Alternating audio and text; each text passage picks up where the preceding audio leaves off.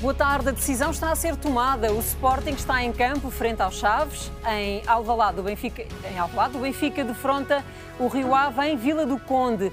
Ao apito final, um deles é campeão nacional. Estamos em direto em vários locais onde os adeptos assistem aos jogos e também do Marquês, onde se vai fazer mais tarde a festa. E é precisamente para o Marquês que estamos agora a ver imagens em direto de vários locais onde os adeptos assistem a este jogo. Chamo agora o Alexandre Albuquerque, que está na Praça do Marquês, num ponto que lhe permite ter uma visão geral da praça. Olá, Alexandre. Adivinhamos uma cor com que se vai pintar essa praça daqui a pouco? O prognóstico está no fim, não é? Olá, É verdade, muito boa tarde, Ana. Para já não arrisco porque o futebol é cheio de imprevisíveis, de questões e de casos imprevisíveis e, portanto, é melhor não arriscar.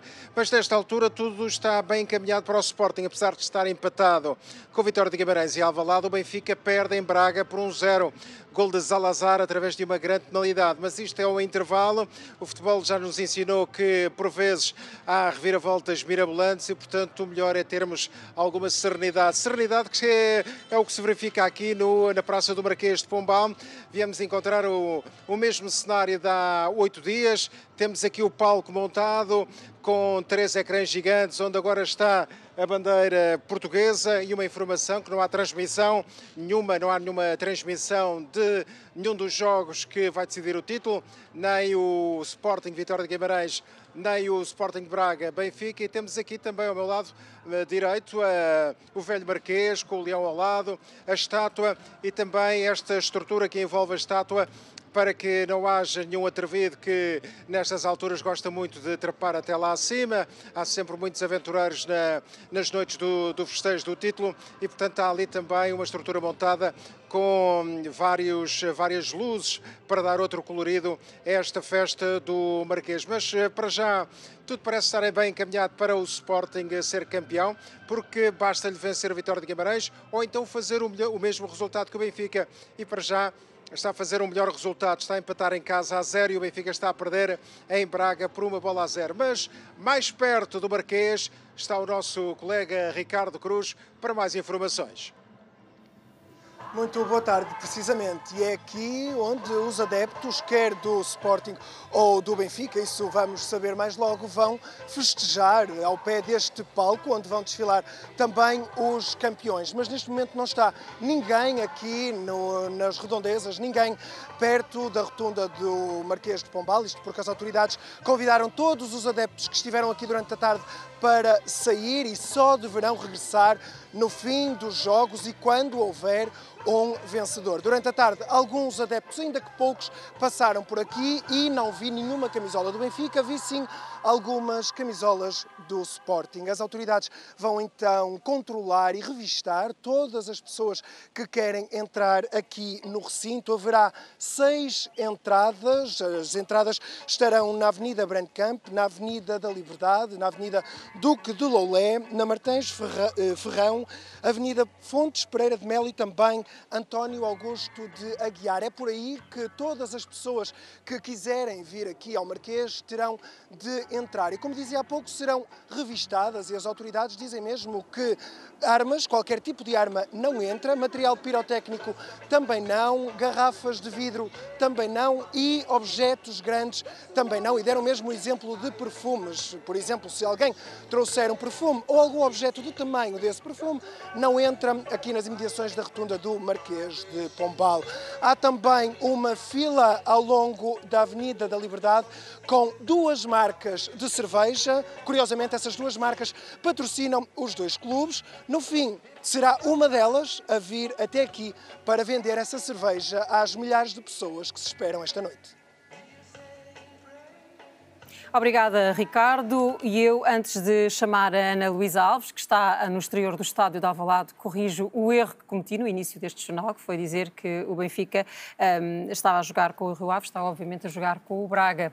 Ana Luísa Alves, boa tarde. Estás na parte exterior do estádio de Alvalade, junto a adeptos. Qual é o ambiente, qual é a expectativa nesta altura?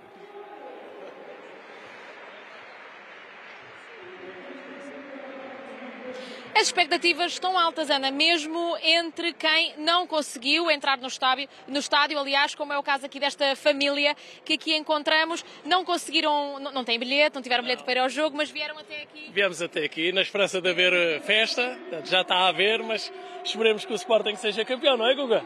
O que é que esperam daqui a sensivelmente uma hora, talvez, não é? Vamos estar animados, temos mais amigos que estão a caminho.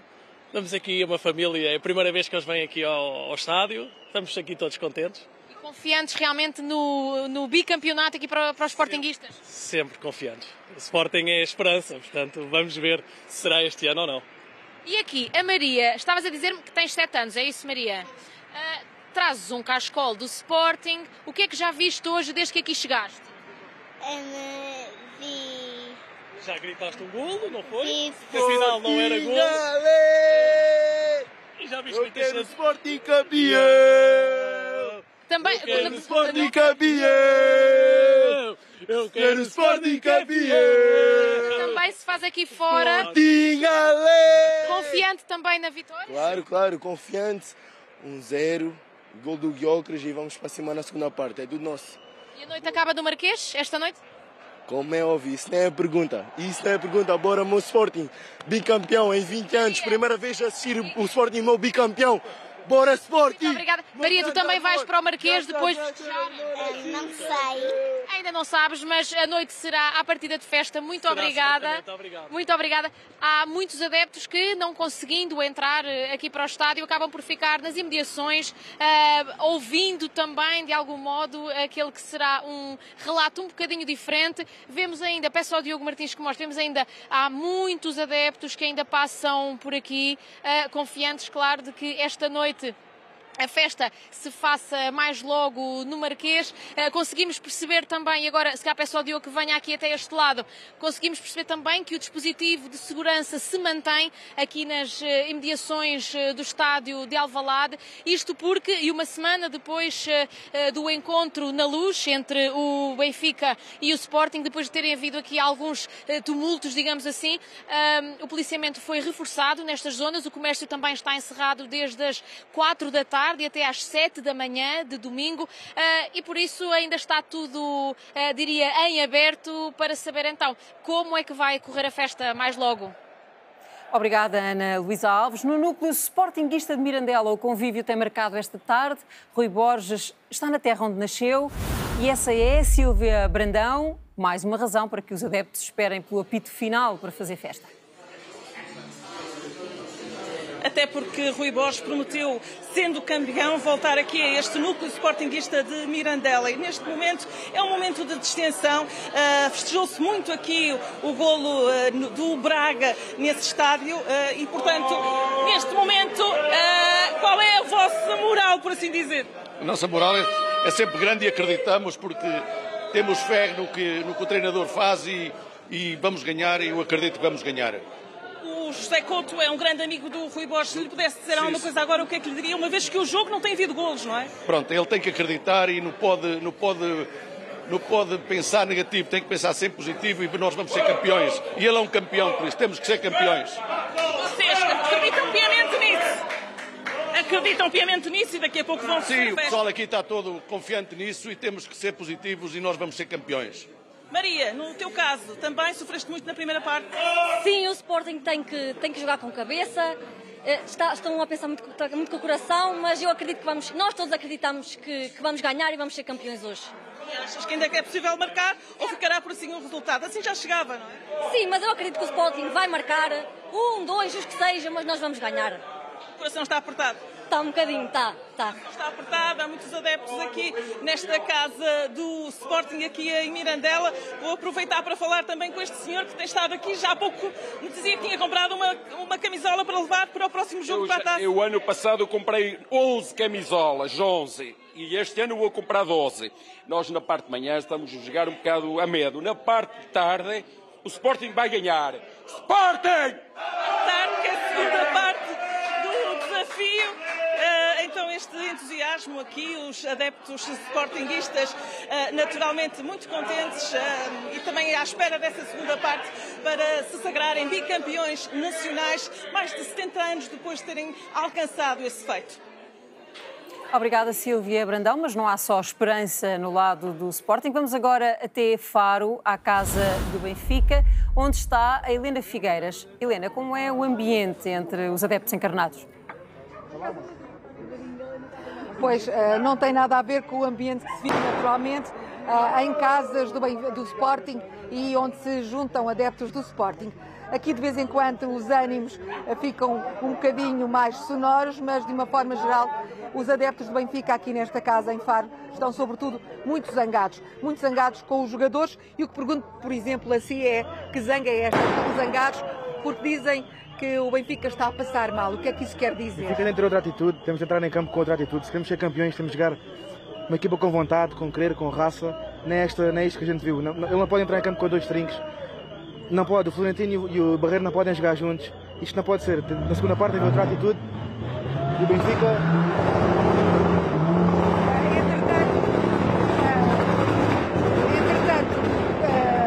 Estava a fazer uma pausa aqui por causa deste barulho de rateres de carros. Isto é mais um protesto do que uma comemoração. Também são lançados petardos. Só mais uma pergunta. Ainda acredita que o Benfica pode dar a volta ao resultado? Acredito sim. É só mudarmos de atitude. Falta 45 minutos, é possível. Enquanto houver possibilidade, nós estamos cá, vamos gritar sempre, vamos cantar sempre. E o Benfica somos nós. E é isto. Muito bem. Então, costuma-se dizer que enquanto há vida há esperança. Aqui posso dizer que enquanto houver jogo para jogar, também há esperança de que o Benfica possa dar a volta aos resultados. Helena Figueiras, aqui com o retrato do ambiente em que estão nesta altura alguns adeptos do Benfica em Faro. Obrigada, Helena. Boa noite.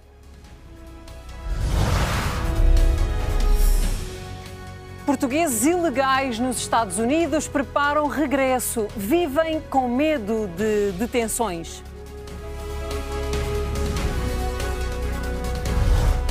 Estamos em dia de reflexão para as legislativas de amanhã. O Presidente da República diz que votar é contribuir para a estabilidade e evitar governos de gestão. Marcelo Rebelo de Sousa apelou ao voto esta tarde para lembrar que não pode haver novas eleições até maio de 2026. Havia de ser a mensagem mais curta. Marcelo Rebelo de Sousa quis deixar 3 reflexões por considerar que o mundo está radicalmente diferente de há um ano. Não participar, não decidir, não votar faz ainda menos sentido do que noutras eleições. Seria meter a cabeça na areia, ficar indiferente à gravidade do instante vivido. Fazer de ausente, quando, como sabemos, do nosso dia-a-dia, os ausentes acabam mais cedo ou mais tarde por perder a razão e limitar-se, como diz o povo, a chorar sobre o leite derramado. Nesta altura, o Presidente da República já tinha dito que a eleição de Trump trouxe imprevisibilidade ao mundo e que o momento exige responsabilidade. Faltava recuperar as eleições livres de há 50 anos para reforçar a mensagem. Neste momento, é contribuir para a estabilidade no meio de um mundo instável, poupando soluções longas de governos de gestão.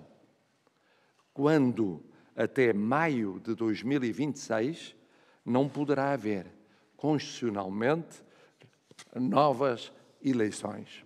Foram 2 minutos e meio de apelo ao voto e a 4ª vez que o Presidente falou ao país antes de umas legislativas. Foram retomadas no Qatar negociações para um cessar-fogo em Gaza. No terreno prossegue uma grande ofensiva lançada por Israel, que na última semana matou centenas de palestinianos. O Ayatollah Ali Khamenei, líder supremo do Irão, acusou o presidente dos Estados Unidos de mentir quando fala de paz em Gaza. Israel e o Hamas retomaram negociações para um cessar-fogo em Gaza, enquanto as forças de defesa israelitas lançaram uma nova grande ofensiva com o objetivo de controlar o território e forçar o Hamas a libertar os reféns. Centenas de palestinianos morreram durante a última campanha de bombardeamentos, segundo as autoridades de saúde do enclave.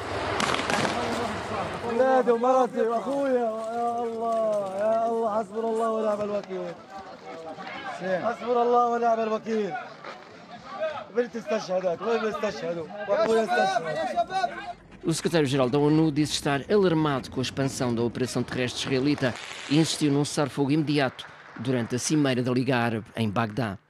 I am alarmed by reported plans by Israel to expand ground operations and more. And I emphasize that the United Nations will not participate in any so-called aid operation that does not adhere to international law and humanitarian principles of humanity, impartiality, independence and neutrality. And I reiterate my appeal for the urgent and full support of UNRWA's work, including financial support. O Ayatollah Ali Khamenei, líder supremo do Irão, acusou o presidente dos Estados Unidos, Donald Trump, de mentir quando fala da paz em Gaza. گفت که میخواد از قدرت برای صلح استفاده کنه. دروغ گفت. اونها این کارو نکردن. اونها از قدرت استفاده کردن برای اینکه بمب‌های 10 تنی رو بدن به رژیم صهیونی بریزه رو سر کودکان غزه، بیمارستان‌ها، خانه‌های مردم در لبنان و در هر جا که بتوان. A pressão crescente da comunidade internacional não tem sido suficiente para levar Benjamin Netanyahu a corrigir as suas intenções para Gaza. O bloqueio da ajuda humanitária entra no terceiro mês e são cada vez mais as vozes que acusam Israel de levar a cabo uma limpeza étnica.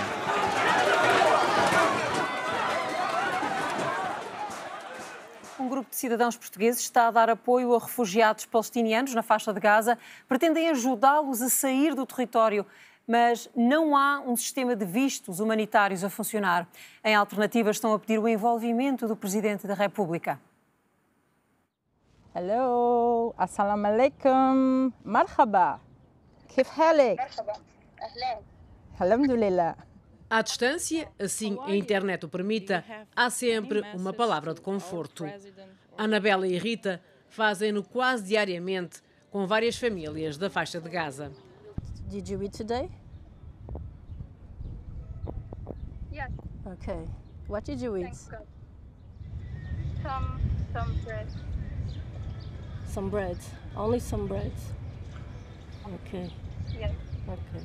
Apesar de tudo aquilo que eles sofrem, tudo aquilo que eles vivem, há outras pessoas no mundo que reconhecem esse sofrimento e reconhecem que eles são humanos como nós também somos. E, portanto, esse direito, essa solidariedade, essa empatia, penso que é também aquilo que lhes dá força para enfrentar o inimaginável que eles vivem todos os dias. Nem imagino quanto me custa quando nós não conseguimos falar uma com a outra por causa da internet, porque a nossa cabeça começa logo a pensar em outras coisas. Malek, can you hear me? Choro praticamente todos os dias com essa incapacidade de conseguir ajudar, de fisicamente poder fazer mais. A maioria das cerca de 100 famílias com que mantêm contacto querem sair da faixa de Gaza. Só que Portugal não tem um sistema formal de vistos humanitários que permita tirá-las de lá e acolhê-las. As duas palestinianas, Malek e Jenin, não desistem do direito a ter uma vida digna e fazem um apelo direto. To the presidents, to the government and to the all kind of the people in Portugal. I ask you today from my heart to help me and my family to find a way, to find a safe way to get out from the Gaza. Help me to continue my medical studies and become a largest doctor in the future. President, I just want you to know that you are my only hope to get out from here with my family and my cats. The only hope that can you give me normal life in a safe place. A liberdade da Palestina é a nossa liberdade! O apelo dos palestinianos tornou-se na causa deste grupo de apoio. Com alguma regularidade, reúnem-se em frente ao Palácio de Belém. Não querem que caia no esquecimento. Para a Ucrânia foi feito o que foi, não é? E para a situação do Afeganistão também foi feito esse trabalho. Portugal não tem vistos humanitários, mas arranjou maneira de conseguir vistos de validade territorial limitada e depois um visto especial. Portanto, há caminho a percorrer, assim haja essa vontade. Did you sleep anything? Did you rest a little? No. No. No, I can't sleep when I'm stressful and I listen the bombing around me. A esperança destas pessoas está agora nas autoridades portuguesas. Bye. Bye. A Rússia matou 13 civis e feriu 30 em ataques contra a Ucrânia. Os ataques aconteceram poucas horas após os negociadores de Moscou e de Kiev se terem reunido pela primeira vez. O incidente mais grave ocorreu na região de fronteira de Sumy. Um drone de ataque atingiu um mini autocarro que transportava idosos, na maioria mulheres. O presidente ucraniano disse que este ataque foi um assassinato deliberado. O ataque ocorreu pouco depois das 6 da manhã, hora local. O mini-autocarro transportava idosos, na sua maioria mulheres. O incidente ocorreu na região fronteiriça ucraniana de Sumy, horas após negociadores russos terem rejeitado em Istambul uma proposta de tréguas imediatas entre os dois lados. Сьогодні о 6:17 ворог продовжив фактичне нищення нашого цивільного населення Сумщини. Було завдано удару попередньо засобами ураження «Ланцет» по рейсовому автобусу, який перевозив цивільних за маршрутом Білопілля-Суми. Em declarações à televisão pública russa, o líder da equipa negocial do Kremlin citara Napoleão para justificar a recusa de tréguas por Moscovo, segundo o qual a guerra e as negociações deviam ser conduzidas em simultâneo. Posição vincada por forças russas logo após a ronda de Istambul, ao longo dos mais de 1000 quilómetros da frente de guerra, com registro de vítimas mortais também na região de Kherson. Os negociadores russos afirmaram terem tomado nota da proposta ucraniana de um encontro entre Putin e Zelensky, condicionaram o cessar-fogo ao acordo por Kiev de exigências adicionais e reduziram uma troca total de presos de guerra a 1000 de cada lado. Face au cynisme du président Poutine, je suis sûr même que le président Trump, soucieux de la crédibilité des États-Unis d'Amérique, va réagir. Parce qu'en fait, la proposition de cessez-le-feu, la proposition de rencontre à haut niveau, ce sont des propositions américaines. Elles sont importantes. Elles ne peuvent pas avoir une telle réponse. Confrontado com as novas exigências atribuídas aos negociadores russos, o Kremlin reagiu assim. Мы не будем комментировать никакие условия. Я еще раз повторяю, переговоры ведутся и должны вестись абсолютно за закрытыми дверями. Это в интересах результативности этих переговоров. Поэтому все вот такие сливы мы комментировать не будем. Donald Trump afirma que, apesar de sinais contrários, Putin está cansado de guerra. Em entrevista à Fox News, acredita que poderá alcançar em breve um acordo com o presidente russo. Os portugueses que estão ilegalmente nos Estados Unidos sentem medo do que pode acontecer. Há o risco de serem detidos a qualquer momento. Em New Bedford, 10 famílias terão já regressado a Portugal, boa parte delas para os Açores. Mais de 1000 pessoas estão a ponderar seguir o mesmo caminho depois das aulas acabarem em junho. O alerta foi dado pelo Centro de Assistência aos Imigrantes de New Bedford. Começaram por deportar estrangeiros que alegadamente pertenciam a gangues. Depois, foram atrás dos outros. Nos Estados Unidos, quem é imigrante sente receio, quem não tem documentos sente medo. Com medo. Nós ficamos com medo, porque senão eu não quero ser pega e posta numa cadeia onde eu não sou uma criminosa. E eles pegam logo e põem num outro estado. E só ao fim de um tempo é que nós podemos contatar a família e tudo. É uma situação que eu não quero estar. E eu acho que ninguém quer estar nessa situação. Vera é portuguesa, chegou a New Bedford há 12 anos com o marido e 2 filhos. Conseguiram criar uma empresa de construção e outra de limpezas, mas não conseguiram os papéis. A decisão está tomada, vão regressar a Portugal. A saída já está planeada, está marcada. Nós vamos no verão. Não é tanto uma perseguição que eu estou sentindo, mas tenho medo de os meus filhos poderem estar na hora errada, no sítio errado e serem levados juntamente com os outros, ou mesmo eu ou o meu marido. Em abril, um imigrante da Guatemala foi detido assim em New Bedford. A polícia estaria à procura de outro homem. Juan Francisco Mendes esteve 4 semanas detido. Foi depois libertado sem acusação. O que nós temos a ver é como Wild Wild West, não é? É a presidente do Centro de Assistência aos Imigrantes quem o diz. São muitos os portugueses sem documentos com medo desta nova América. Só em Fall River e New Bedford, no estado de Massachusetts, serão mais de 1000. 1000 pessoas, talvez 1000, eu acho que mais, eu acho que esse número é até muito baixo. Com medo das deportações, muitas famílias portuguesas estão já a preparar o regresso a Portugal. Algumas já o fizeram. Temos famílias que já foram, talvez umas 10, que eu conheço. Muitos poderão regressar aos Açores depois das aulas terminarem em junho. É o caso de Vera Ponte. Está a encerrar as empresas e a vender os pertences. Já tem bilhetes e um plano para a partida, mas ainda não tem um plano para o que se segue. Não tenho, eu não tenho sítio para morar ainda, só vai ficar, metade vai ficar com a minha mãe, metade vai ficar com a minha sogra, depois vê-se exatamente. Os filhos nem sequer têm memórias de São Miguel, mas estão ansiosos por chegar a Portugal. Estão muito felizes que vão voltar para o seu país, onde vão ser livres. Até, olha a conversa, eles dizem que vão ser livres em Portugal.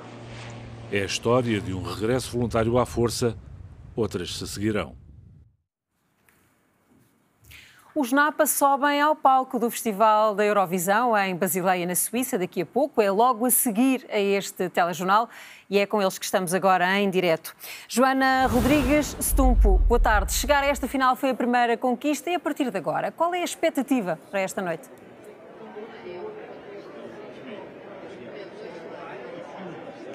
Boa tarde, é verdade, a conquista foi mesmo chegar à final. A partir daí parece que pode ser uma surpresa, vamos tentar perceber junto dos Napa o que é que eles esperam desta final. Boa noite, há alguma expectativa para a final desta Eurovisão? Alô, a expectativa no fundo é dar o melhor que nós temos em palco. Não estamos com grandes expectativas de lugares, estamos confiantes na nossa canção e na nossa performance. E eu acho que o resto do público e o júri vai decidir e por isso é dar tudo e representar Portugal da melhor forma. Obrigada. Aproveito para lembrar que este barulho que nós ouvimos atrás são as celebrações de outras delegações, porque, como disseste, a final está mesmo quase a começar. Portanto, há muita animação, muita tensão e muita agitação aqui dentro do recinto da Eurovisão. Ainda há pouco foram entregues os prémios Marcel Bezençon, esses que são votados por outros profissionais da área, compositores, e foi França quem ganhou o prémio de press e também o prémio de artistas. Pronto, terminamos aqui este direto com o apoio que a delegação está a dar aos Napa, que estão muito animados e com muita vontade de ir a esta final dar o melhor possível. Entram já a seguir no final do telejornal e devem atuar por volta das 9h50 hora de Lisboa. Obrigada, Joana Rodrigues Stumpo. Esta final do festival é para ver em direto no Canal 1. O Papa Leão XIV celebra amanhã a missa de inauguração. A Praça de São Pedro vai receber milhares de fiéis e também líderes mundiais convidados para o início deste pontificado. O novo ciclo, que agora começa, é visto com otimismo pela ala mais conservadora da Igreja Católica. Foi este o lugar de todas as decisões. Robert Prevost esteve ali como um dos 133 cardeais eleitores. Regressa agora à Capela Sistina como Papa Leão XIV. Pouco se sabe sobre o que guardam aquelas paredes que durante 2 dias assistiram às votações. Mas quem ali esteve garante que a maioria dos cardeais tinham uma vontade comum quanto às qualidades desejadas para o novo Papa. The one is that the person should have the deep experience in pastoral field, and then secondly, the person should be very good at administration. It is very difficult to find somebody who has both abilities, but the Cardinal Prevost is the one really fitting to that requirement. Robert Prevost é visto como um moderado com perfil de moderador. Há quem nele veja uma oportunidade para apaziguar e aproximar a Cúria Romana com a ala mais conservadora da Igreja Católica.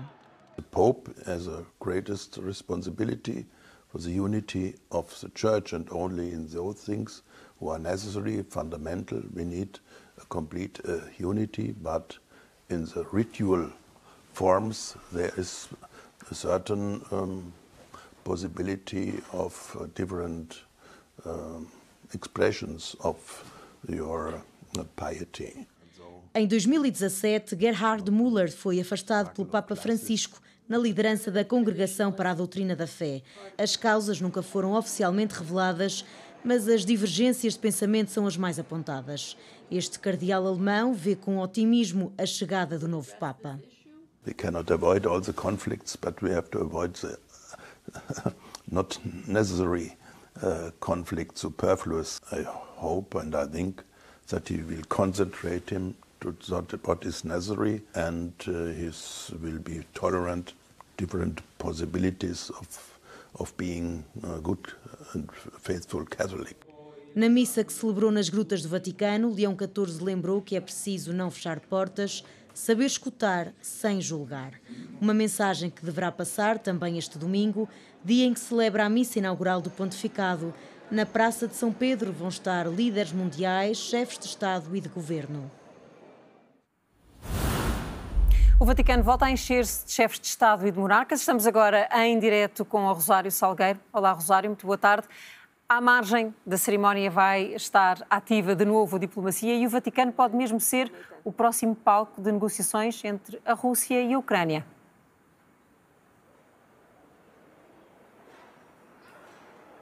Se as partes quiserem, se a Ucrânia, se a Rússia quiserem, assim poderá acontecer. O Papa, através do seu chefe de Estado, Pietro Parolin, já fez chegar aos americanos, a Marco Rubio nomeadamente, essa vontade e essa oferta de que o Vaticano possa vir a ser o palco para as futuras negociações e depois desse fracasso na Turquia. Marco Rubio hoje à margem do encontro com o Cardeal Zuppi que foi enviado à Rússia pelo Papa Francisco, um diplomata que esteve inclusivamente nas negociações de paz de Moçambique em 1992 e umas negociações de paz com sucesso, como sabemos, à margem do encontro entre Marco Rubio e Zuppi. Marco Rubio, o ministro dos Negócios Estrangeiros americano, acabou por confirmar que há essa vontade do Vaticano, disse que poderia ser uma excelente ideia, elogiando também o Papa Leão XIV pelos seus esforços nesta fase inicial do seu pontificado, pelos esforços para a paz. Esta semana, no encontro com diplomatas acreditados na Santa Sé, o Papa Leão XIV disse que a diplomacia servia para chegar à paz, à justiça e com verdade. O Volodymyr Zelensky, assim é que é, Volodymyr Zelensky vai estar aqui este domingo, quer encontrar-se com o Papa Leão XIV, as diplomacias dos dois países estão a tratar desse assunto. O mesmo está a acontecer sobre um encontro entre o Papa Leão XIV e J.D. Vance, o vice-presidente americano, que estará aqui a chefiar a delegação norte-americana. Uma delegação entre 200 delegações. O Presidente da República de Portugal, Marcelo Rebelo de Sousa, já está em Roma. Esperamos conseguir, nesta janela muito curta, conseguir ainda falar com o Presidente amanhã dia de eleições, mas como dizias, Ana, Itália e o Vaticano voltam a ser palco de diplomacia. Há segundos antes deste direto, a Primeira-Ministra italiana encontrou-se com o chanceler alemão e voltaram a falar também de paz, não só na Ucrânia e na Rússia, com Meloni dizendo que não aceita naturalmente o envio de tropas italianas para a Ucrânia, mas Itália, como a Alemanha e como os outros países europeus, estão dispostos a fazer tudo para conseguir a paz no continente europeu. E Meloni falou também de Gaza, uma situação particularmente preocupante, e disse que, apesar da amizade da Itália e da Alemanha e de alguns países europeus com Israel, ninguém pode ficar indiferente ao que está a acontecer em Gaza.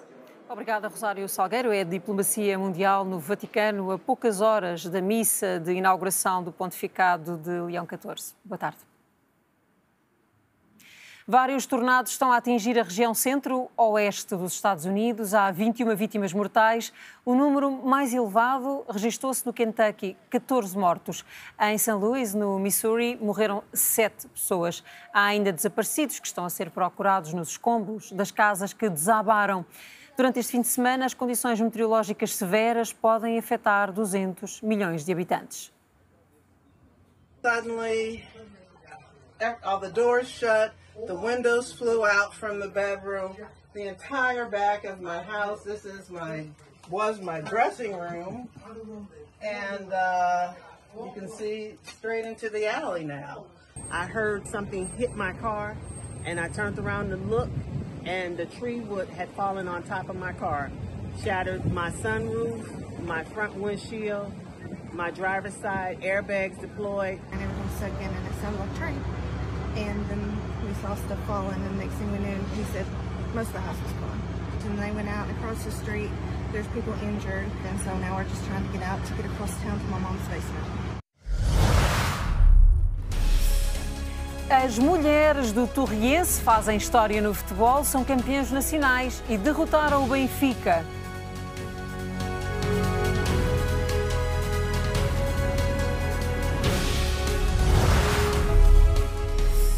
Está por minutos, Benfica ou Sporting. Um deles vai celebrar hoje o título de campeão nacional. Está a aumentar o número de pessoas sem médico de família. Em abril eram mais 68 mil do que no mesmo mês do ano passado. Os médicos dizem que, apesar de haver mais solicitações, não há esquemas para captar estes profissionais. Um dos problemas começa nos atrasos dos concursos da especialidade. Lisboa e Val do Tejo continua a ser a região com mais falta de resposta. 1.100.000 utentes a descoberto do total de mais de 1.600.000 no país. Quase mais 68 mil só o mês passado em relação a abril de 2024. E mais 200 mil inscritos agrava a situação. A questão é sempre a mesma. Nós não conseguimos compensar as saídas de médicos de família com as entradas e mantemos uma grande dificuldade em captar novos médicos de família para o Serviço Nacional de Saúde. E o vazio seria ainda maior se 432 reformados não se mantivessem no ativo.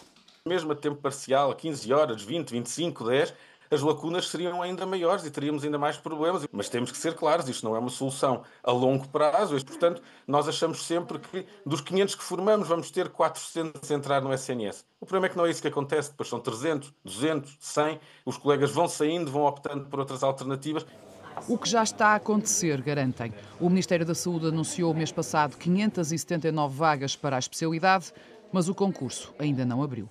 Nós temos várias centenas de colegas que acabaram a sua especialidade, portanto que se tornaram médicos de família ali em março, e é isso que já se nota hoje em dia. Temos muitos colegas que já rescindiram, portanto nem esperaram pelo concurso, porque a desilusão é tão grande que preferiram optar logo por outra via. E há um problema, é que foram colocadas a concurso apenas 579 vagas, e o que nós sempre defendemos é que devem ser colocadas a concurso todas as vagas que existem disponíveis. Faltam, afinal, quase 1000 médicos de família no SNS. Não há mais tempo a perder, insistem, também com o reforço de incentivos. Mas as vagas que os consagram para zonas carenciadas não vão além de 97 e só em Lisboa e Leiria. As casas de acolhimento de crianças e jovens em risco estão preocupadas com a mudança das regras de financiamento. Uma decisão do Governo deixa as instituições sem saber que verbas lhes vão ser atribuídas. Há casas de acolhimento com receio de deixar de receber crianças ou até mesmo de ter de fechar as portas.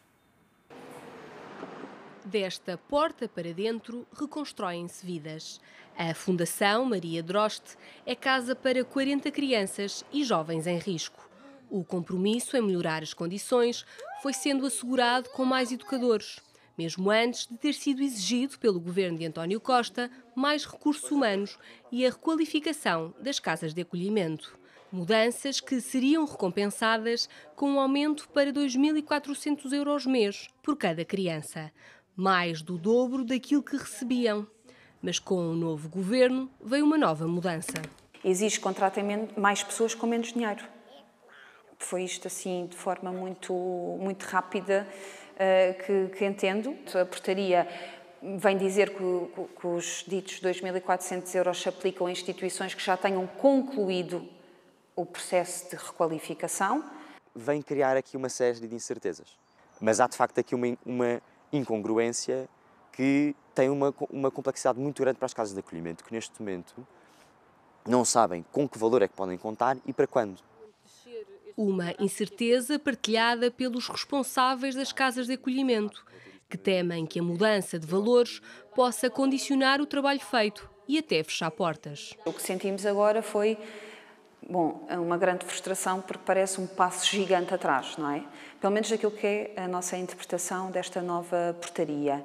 Claro que mete em causa tudo, inclusivamente, no nosso caso específico, a continuidade das casas de acolhimento. Há casas que, por esta situação toda, já comunicaram que não conseguem aceitar mais crianças e jovens porque não têm capacidade para ir integrando novas crianças e jovens às quais não sabem depois que resposta é que podem dar. Há casas que dizem, nós vamos ter de fechar a atividade até mês X, se não houver aqui uma clarificação. Em resposta à RTP, a Secretária de Estado da Ação Social e Inclusão garante que nenhuma casa de acolhimento irá ficar numa situação de insustentabilidade financeira e as casas que procederam às adaptações previstas por lei irão receber os 2.400 €, desde que tenham concluído as mudanças. A comparticipação de 2.400 € mensais por criança mantém-se durante 24 meses e aplica-se às instituições de acolhimento que concluíram o processo de adequação ao abrigo da legislação anterior. Existem 88 casas nesta situação, às quais é aplicado este valor. Para as casas de acolhimento, o tempo é de indefinição, que esperam que acabe rápido, numa resposta que pode apenas chegar com um novo governo. Uma centena de pessoas invadiu esta manhã a Quinta dos Ingleses, junto à praia de Carcavelos, onde vai ser construído um empreendimento de luxo. A maioria são moradores que querem impedir o abate de árvores nos cerca de 50 hectares da Quinta.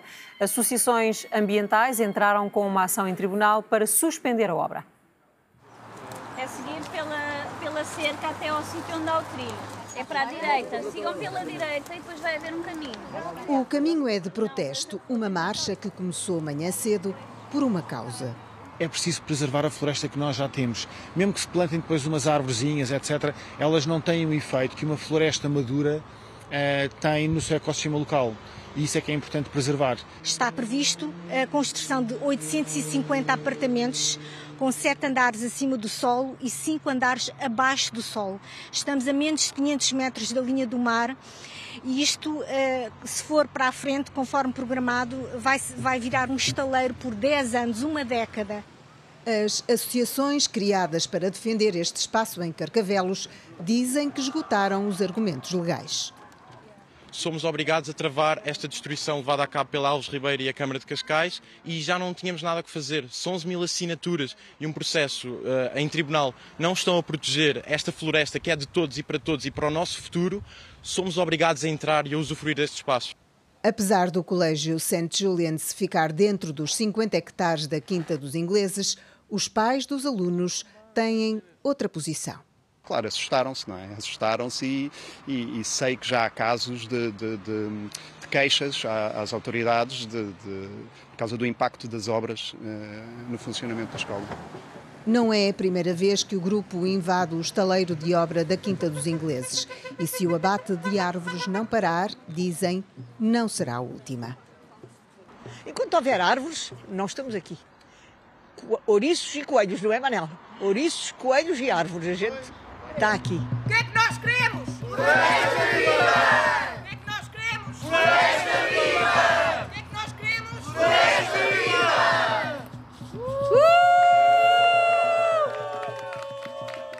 As legislativas deste domingo vão decidir um novo quadro partidário. Chamados a decidir, os portugueses vão às urnas e a RTP vai acompanhar todo o processo do princípio ao fim.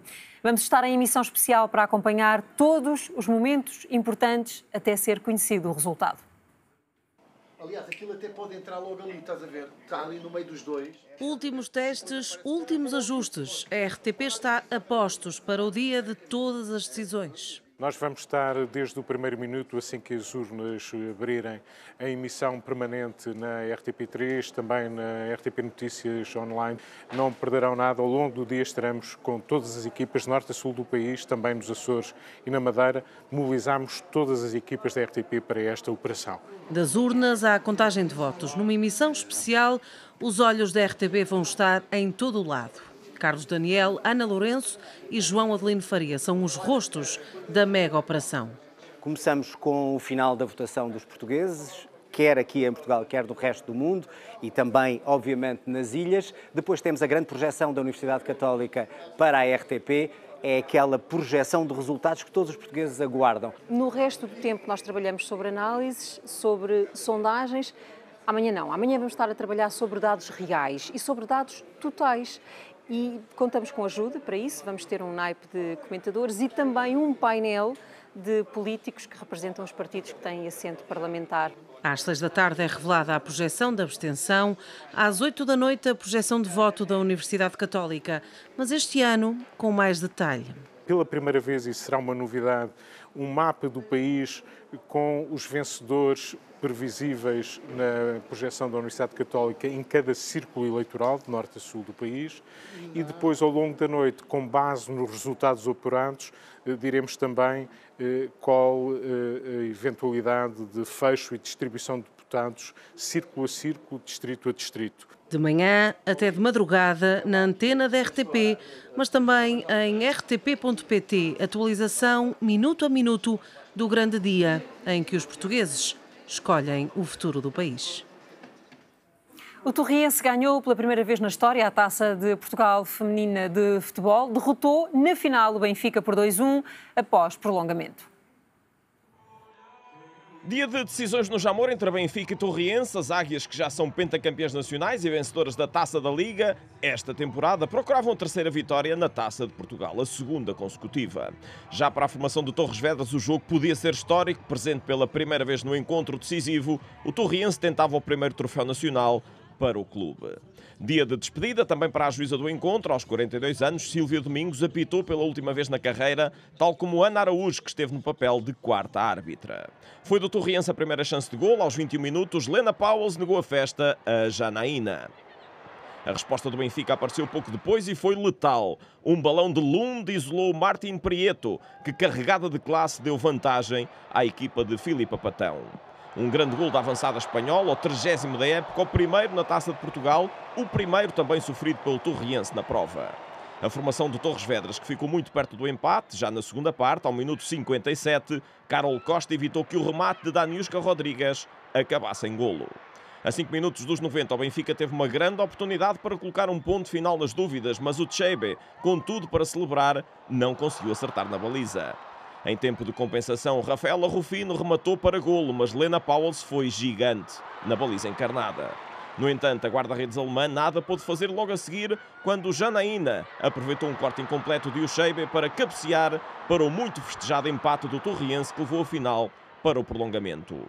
E no último suspiro desse tempo extra, Salomé Prata entrou para a história. Rematou cruzado e completou a reviravolta. O Torriense ganhou 2-1 ao Benfica, conquistou pela primeira vez a Taça de Portugal.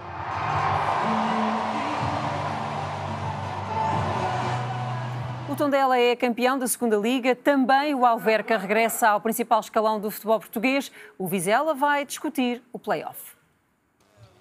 Foi em Leiria que o Tondela fez a festa de campeão e também da subida ao principal escalão do futebol português. A equipa de Luís Pinto bateu o conjunto da casa por 2-0 e foi já dentro dos últimos 10 minutos que o Tondela conseguiu chegar à vantagem. O primeiro golo é de Miro, após assistência de Roberto. Já em tempo de compensação, Roberto estabeleceu o resultado final. Após o cruzamento de Maranhão, fez o segundo. A formação Beirã terminou o campeonato no primeiro lugar. O Alverca junta-se ao Tondela, recebeu o Portimonense e venceu por 2-1. O primeiro golo apontado por David Bruno, quando o conjunto algarvio já estava reduzido a 10 por expulsão de Alemão. Aos 62 minutos, na sequência de um canto, Fernando Varela fez o 2-0. Os adeptos ribatejanos ficaram mais descansados, mas até ao fim ainda sofreram com o golo dos algarvios apontado por Kelechi, também na sequência de um pontapé de canto. Após 21 anos, o Alverca está de regresso ao principal escalão do futebol português. O Vizela foi à Madeira e bem cedo a equipa forasteira passou por dificuldades. Aos 12 minutos, Guirassi colocou o Marítimo em vantagem. No entanto, a equipa vizelense chegou à igualdade depois de Theo tirar o cruzamento e Afonso Freitas introduzir a bola na própria baliza. Na segunda parte, penalti a favor da formação visitante. Morchel encarregou-se da marcação, não deu tempo de reação a Gonçalo Tabuaço e fez a reviravolta no marcador. Apesar do triunfo, o Vizela não conseguiu a promoção direta. Vai agora discutir o play-off com o antepenúltimo da Primeira Liga Portuguesa. Estamos, nesta altura, a poucos minutos de saber quem é campeão nacional. Para já, o Sporting está muito mais perto do objetivo, apesar do Benfica, há instantes, ter empatado em Braga. Estamos a ver em direto imagens dos estádios e imagens de algumas casas dos clubes. Ambiente mais animado numa casa do Sporting. Vamos também para o exterior do estádio de Alvalade, na Luísa Alves, onde começa a crescer o entusiasmo.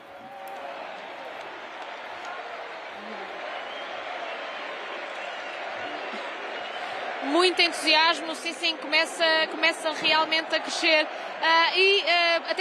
Mas até agora, no entanto, está tudo sob controle.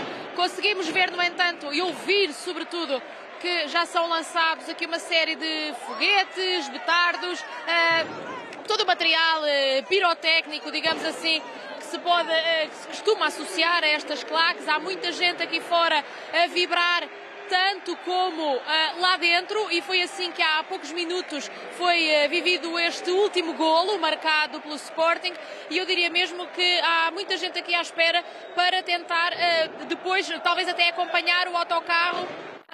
Estamos em direto para a RTP.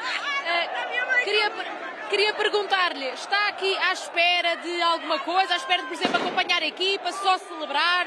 Estou à espera de acompanhar a equipa, tenho o meu marido lá dentro, a aguardá-lo e depois vamos Marquês fora. Não conseguiu bilhete lá para dentro? Não, vim ver cá fora. E está aqui desde o início do jogo? Estou aqui desde 1:15 da tarde. Sim. De onde é que vem? Da Alverca. É perto aqui do estádio de Alvalade. Confiante realmente nesta vitória do Sporting? Sempre. Ser Sporting é acreditar sempre e estamos bicampeões. Há muito tempo que esse bicampeonato não acontecia, há 71 anos. O que é que representa hoje para um sportinguista? É uma felicidade tremenda. Estou muito feliz, pronto. Muito obrigada e continuação de boa noite. Vimos há pouco